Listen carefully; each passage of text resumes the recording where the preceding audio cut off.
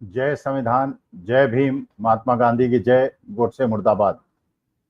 Israel और Iran के बीच में जो चल रहा है उसका मतलब क्या है और क्या होने वाला है, क्या होने की संभावना है, विश्व पटल पर इसका क्या प्रभाव पड़ने की संभावना है, आर्थिक स्थिति क्या होगी और पूरे वर्ल्ड की जो पावर इक्वेशन है वो कैसे चेंज हो।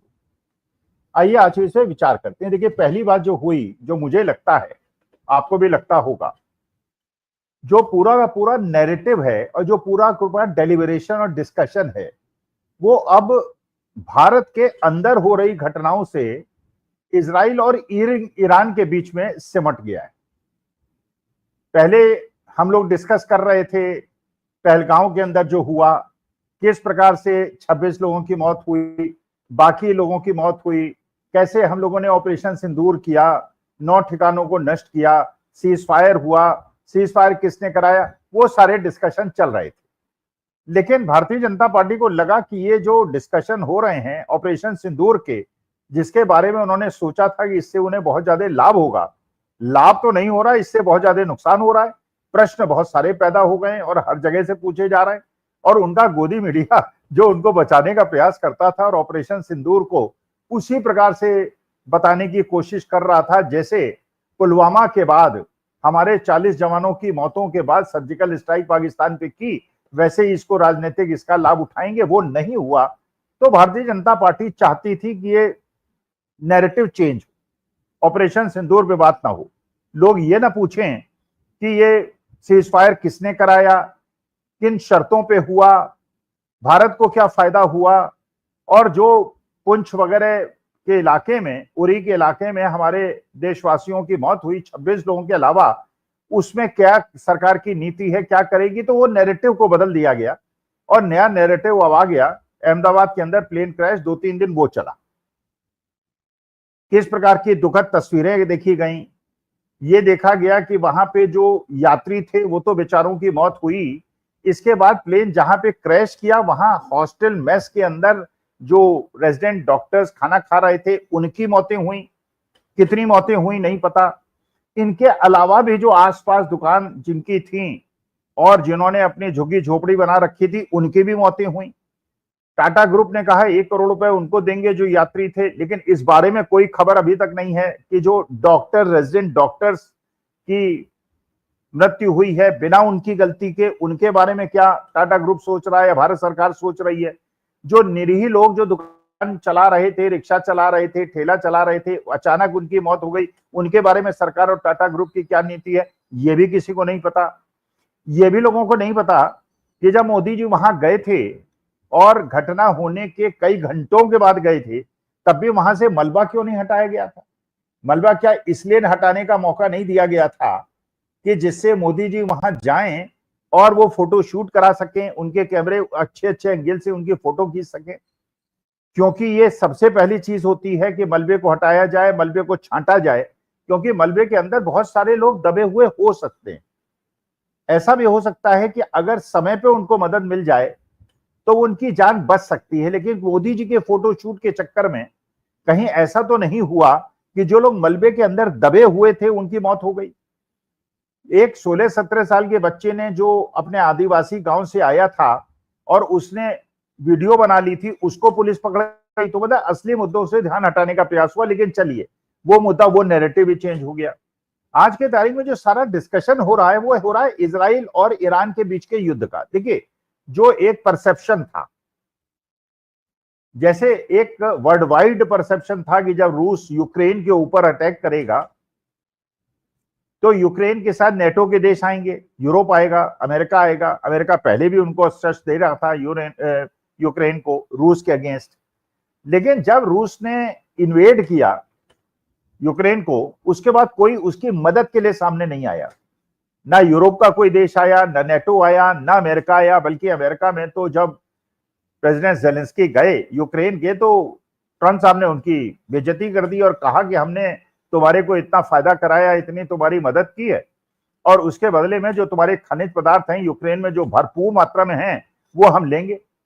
अच्छा, जेलेंस्की साहब अड़ गए। उन्होंने कहा कि नहीं, ये सब कोई बातें नहीं है और मदद तो हमने भी बहुत की है और हमने भी बहुत सहा है, बहुत त्याग किया है। ये बाकी देशों के लोगों ने भी डोनाल्ड ट्रंप से कहा कि आपने जितनी मदद की है उससे ज्यादा तो यूरोप के देशों में की है। तो एक लेसन जो उस चीज से मिला वो ये मिला कि जब एक बड़ा देश छोटे देश पे आक्रमण करेगा तो छोटे देश के साथ कोई खड़ा नहीं होता, केवल उसको चने के झाड़ पे चढ़ा दिया जाता है। ये परसेप्शन दूर हो गया। यूक्रेन ने भी जम के मुकाबला किया। ये दूसरी बात है कि यूक्रेन पूरी तरह से तहस नहस हो गया, लेकिन उसने रूस को भी बख्शा नहीं। इतने दिन बीतने के बाद भी वो लड़ाई जारी रखी और अपनी जो राष्ट्र गौरव था उसको बरकरार रखा और अभी तक वो लड़ रहा है। बल्कि हालांकि उसने रूस के ऊपर और मॉस्को के ऊपर जो स्मगल्ड ड्रोन्स थे उससे भी अटैक कर दिया, रूस को भी बहुत ज्यादा नुकसान पहुंचाया। तो एक लेसन मिला कि बड़ा देश है वो भी आसानी से नहीं जीत सकता। अमेरिका को पता होगा, वियतनाम के अंदर जब उसने इन्वेट करने की कोशिश, वहां हस्तक्षेप करने की कोशिश की थी, एक छोटे से बिना अस्त्र शस्त्र वाले देश ने भी अमेरिका को भगा दिया था। यहां अफगानिस्तान के अंदर तालिबान ने अमेरिका को भगा दिया था। तो बहुत दूर बैठा हुआ कोई बहुत बड़ा देश छोटे देश पे अगर कोई आक्रमण करे या वो आक्रमण करे, जीत जाएगा, इस बात की कोई सर्टेनिटी नहीं। अब ये टेस्ट केस आया ईरान और इजराइल का। देखिए वर्ल्ड वाइड परसेप्शन क्या था?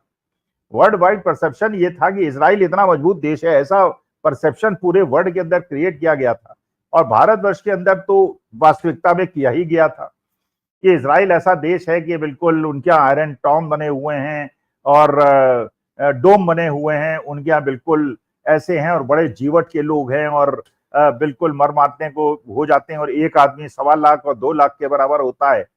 और उन्होंने बिना किसी प्रोवोकेशन के ईरान के ऊपर जाके अटैक कर दिया और उनके इंस्टॉलेशंस को नुकसान कर दिया, उनके जो साइंटिस्ट थे उनको मार दिया, वहां पे जो बड़े बड़े लोग थे उनको मार दिया। और असली मुद्दा है क्यों किया, यह आक्रमण क्यों किया?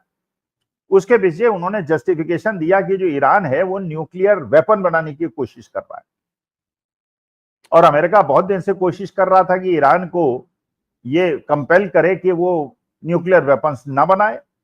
भाई ये बात तो ठीक है कि ईरान जैसे देश को न्यूक्लियर वेपन नहीं बनाना चाहिए, लेकिन अगर अमेरिका बना सकता है, रूस बना सकता है, भारत बना सकता है, पाकिस्तान बना सकता है, नॉर्थ कोरिया बना सकता है और सब अवरोधों के बावजूद, प्रतिरोध के बावजूद भारत ने और पाकिस्तान ने बना लिया, सैंक्शंस को झेलते हुए बना लिया, तो उस लॉजिक के हिसाब से ईरान क्यों ना बनाए? अच्छा, ईरान अगर ना बनाए और अगर इजराइल उसके ऊपर अटैक कर दे और उसमें ये क्लेम किया जाने लगे कि जो न्यूक्लियर इंस्टॉलेशंस थे हमने उसको ध्वस्त कर दिया है और वहां से न्यूक्लियर रेडिएशन जो है वो लीकेज शुरू हो गया, जैसे भारत पाकिस्तान के बीच ऑपरेशन सिंदूर हुआ, वो भी हमारे गोदी मीडिया और भक्तों ने बताना शुरू किया कि जो भारत ने अटैक किया था उसके उनके न्यूक्लियर इंस्टॉलेशंस लीक कर गए हैं और वहां, लेकिन इतने दिन हो गए, ये तो करीब करीब 1.5 महीना हो गया, अभी तक तो कोई खबर नहीं मिली कि न्यूक्लियर, क्योंकि अगर लीकेज होगा तो लोगों को रिएक्शन दिखेगा, स्किन का पता चलेगा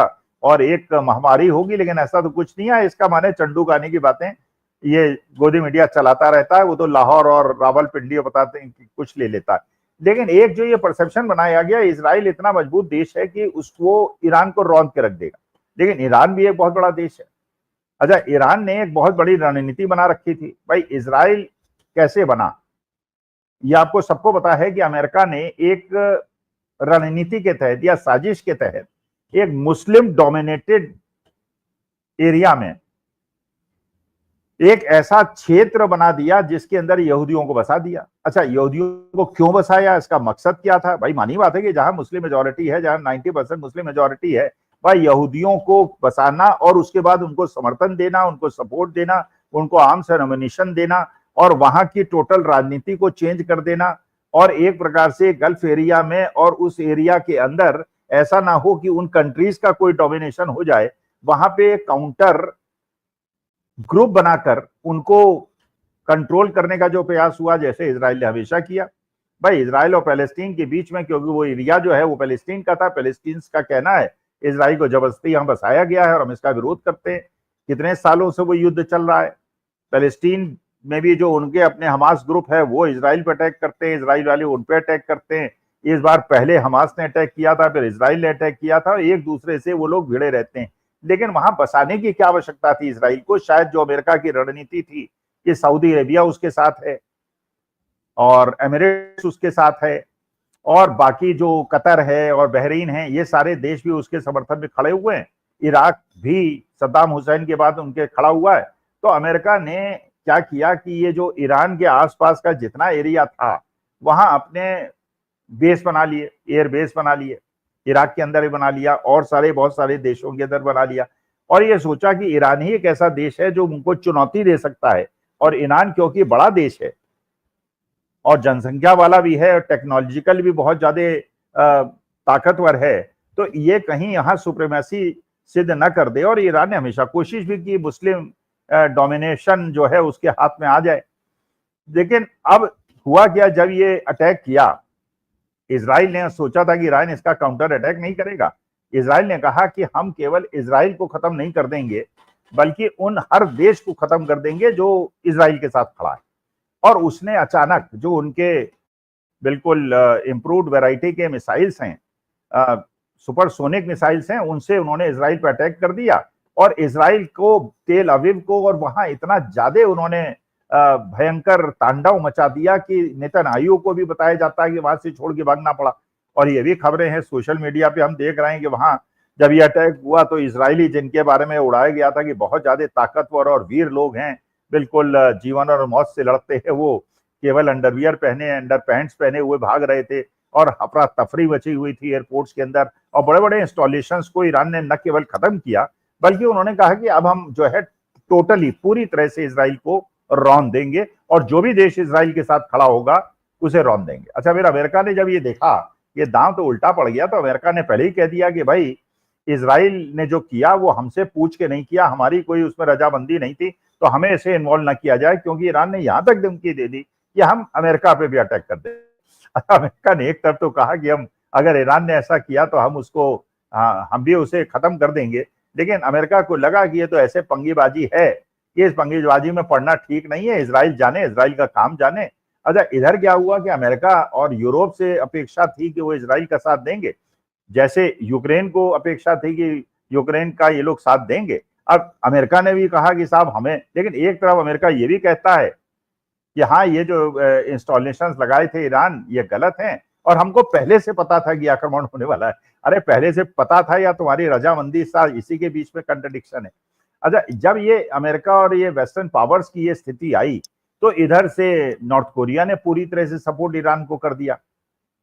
और आज की जो पावर इक्वेशन है उसके हिसाब से रशिया, चाइना, नॉर्थ कोरिया ये भी ईरान के साथ खड़े हो गए। अच्छा, ईरान को जो चाहता था कि हमको मुस्लिम वर्ल्ड की सुप्रीमेसी मिल जाए वो डायरेक्टली इनडायरेक्टली मिल गई। तो इराक जैसा देश जहां पे ईरान ने अटैक किया था और पूरी तरह से इराक को बर्बाद करने का, वहां भी शिया सुन्नी का मामला है।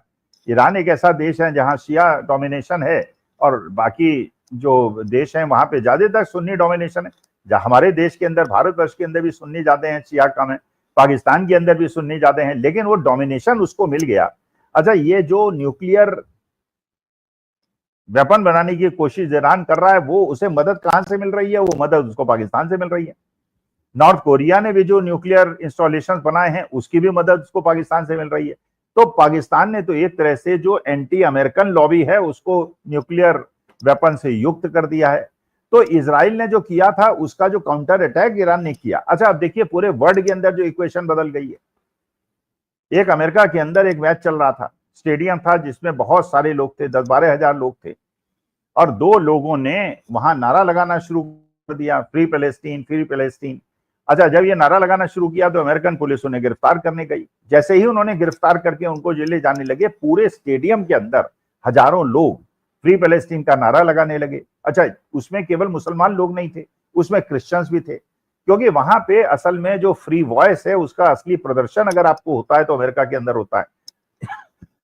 जैसे आप देख रहे हैं कि डोनाल्ड ट्रंप के खिलाफ आंदोलन चल रहे हैं और उस आंदोलन में लाखों लोग सड़क पे हैं। जब ये उनकी बर्थडे मनाई गई और ये आर्मी परेड हुई, सब कुछ हुआ, तो एक तरफ तो परेड चल रही थी और दूसरी तरफ अमेरिका के अंदर प्रदर्शन चल रहे थे। उस प्रदर्शन के अंदर डोनाल्ड ट्रंप की बेटी भी डोनाल्ड ट्रंप का विरोध कर रही थी। मतलब ये देखिए डेमोक्रेसी की पराकाष्ठा और फ्री वॉइस और फ्री एक्सप्रेशन की पराकाष्ठा ये हो रहा था। तो अब ये इक्वेशन ऐसे चेंज हो गई कि पहले जो सोचा जा रहा था कि इजराइल रौंद देगा वो तो नहीं हुआ। ईरान ने तो उसी स्तर का, उसी मैग्नीट्यूड का अटैक इजराइल के ऊपर कर दिया। अच्छा, मानी बात है कि जब वो एरिया, अच्छा इराक ने भी कह दिया कि अमेरिकन इंस्टॉलेशन जो हमारे यहाँ हैं और एयर बेसिस हैं, हम उसका उपयोग ईरान के खिलाफ नहीं होने देंगे। मतलब इराक जैसा कट्टर दुश्मन ईरान का, वो भी ये कह रहा है कि हम अपने एयर इंस्टॉलेशन को सऊदी अरेबिया जैसा देश, सऊदी अरेबिया जैसा देश जो कि हमेशा अमेरिका के साथ खड़ा रहता है, उनका सबसे विश्वास पात्र मित्र माना जाता है, और जिसको माना जाता है कि इस पूरे एरिया के अंदर अगर अमेरिका का सबसे बड़ा मित्र है, वो सऊदी अरेबिया ईरान के साथ खड़ा हो गया। मतलब जो ईरान चाहता था कि मुस्लिम वर्ल्ड की सुप्रीमेसी, वो उसको अचानक मिल गई। और इसकी अगर दोष है तो इजराइल का और अमेरिका। अच्छा, इस मामले में भारतवर्ष बहुत बुरी तरह से फंस गया। भारतवर्ष इस तरह से बुरी तरह से फंस गया कि अगर जब ये ऑपरेशन सिंदूर हुआ था, तो अगर किसी ने थोड़ा सा भी पॉलिटिकल एक इंक्लिनेशन दिया था कि वो इंडिया के साथ खड़ा हुआ, तो इजराइल था। अच्छा, इजराइल और भारतवर्ष के जो संबंध है मोदी जी के प्रधानमंत्री बनने के बाद बहुत ज्यादा हो गए। ये भी आपको पता है कि अडानी जी का एक जो वहां का सबसे बड़ा पोर्ट है, माने एकमात्र ही करीब करीब पोर्ट है वहां पे, जब बंदर का, जहां पूरा बिजनेस होता है इसराइल का, वो अडानी जी ने ले लिया था। और उसमें कितने बिलियन डॉलर्स उन्होंने लगा दिए थे, जिसमें भारतीय बैंकों का भी पैसा बहुत ज्यादा लगा हुआ है। अच्छा, ईरान ने पर्पसफुली या अनोइंगली, आई डोंट नो, उसी बंदरगाह पे सबसे ज्यादा अटैक किया और उसको नष्ट कर दिया। अब मोदी जी के लिए तो परेशानी की बात हो गई। अब मोदी जी ने इसीलिए, वो क्योंकि इजराइल का साथ छोड़ नहीं सकते, क्योंकि अडानी जी का बहुत बड़ा इन्वेस्टमेंट वहां पे, और इस ईरान का साथ दे नहीं सकते, वरना उनको भारतवर्ष के अंदर पॉलिटिकल माइलेज नहीं मिलेगा। और मुसलमान तो उन्हें वोट वैसे ही नहीं देते, हिंदू भी वोट नहीं देंगे, तो उनकी मजबूरी है इसराइल के साथ खड़े रहें। और ईरान के साथ जो है जितने भी पड़ोसी बड़े बड़े देश हैं भारतवर्ष के, जैसे चीन है, पाकिस्तान है, ये सारे के सारे ईरान के साथ खड़े हुए हैं। रशिया जो है वो भी ईरान के साथ खड़ा हुआ है, जबकि नॉर्मली उसको नहीं खड़ा चाहिए था, लेकिन वो चलिए अपने युद्ध में फंसा हुआ है, लेकिन वो भी ईरान के साथ खड़ा हुआ है। अच्छा, पेट्रोल और क्रूड के प्राइसेस बढ़ने की संभावना हो गई उस एरिया के अंदर, जब ऑयल वेल्स को हिट किया जाएगा और इस प्रकार का भीषण युद्ध मचेगा, तो जो पूरे विश्व के अंदर परिस्थिति बन रही है, उससे देखिए जो लेसन्स मिल रहे हैं, वो लेसन्स ये मिल रहे हैं कि अपने नेबर से दोस्ती रखो हमेशा, क्योंकि दूर बैठा हुआ जो आपको चने के झाड़ पर चढ़ा रहा है, वो आपकी मदद नहीं करेगा। चाहे वो इजराइल का मुद्दा हो, जैसे अमेरिका ने हाथ खींच लिए, या वो यूक्रेन का मसला हो, जो अमेरिका ने और नेटो ने उसका हाथ खींच लिया। और इसी प्रकार से अगर भारतवर्ष के मोदी जी को ये आशा है कि अगर वो ब्रिक्स से बाहर निकलकर अमेरिकन लॉबी में और इजराइल वाली लॉबी में जाने का प्रयास करेंगे, तो मुश्किल समय में अमेरिका उनकी मदद करेगा, इसकी भी संभावना बहुत कम है, और इजराइल उसकी मदद कर पाएगा। जबकि इजराइल आज के तारीख में खुद ही ईरान के जो आघात है, प्रतिरोध है, और जिस प्रकार के अटैक्स हो रहे हैं उसको झेलने में बहुत बड़ा असमर्थ है। और जिस प्रकार से चीन पाकिस्तान को अपने बहुत 6th जनरेशन 5th जनरेशन के फाइटर प्लेन से सुसज्जित कर रहा है, तो हमें बहुत ज्यादा सचेत रहने की आवश्यकता है। और ये देखने की आवश्यकता है कि जो पंडित जवाहरलाल नेहरू ने गुट निरपेक्षता की नीति अपनाई थी और किसी पूंजीपति मित्र पे इतना ज्यादा विश्वास नहीं करने की नीति बनाई थी, आज उसका जो हमने उलट पॉलिसी बनाई है, और पूरी तरह से एक पूंजीपति के साथ देश की सरकार खड़ी हो गई है और एक इजराइल जैसे देश के साथ खड़ी हुई है, इसका फायदा कम है और नुकसान ज्यादा है। इसलिए जो भी विदेश नीति है उसको सोच समझ के बनाया जाना चाहिए, और कम से कम अपने बड़े पड़ोसी से ऐसे संबंध नहीं बिगाड़ने चाहिए जिससे कि आपको बहुत ज्यादा मुश्किल पड़े, क्योंकि जो दूर बैठे हुए आपके तथाकथित मित्र हैं वो आपका साथ नहीं देंगे। नमस्कार, धन्यवाद और प्रणाम।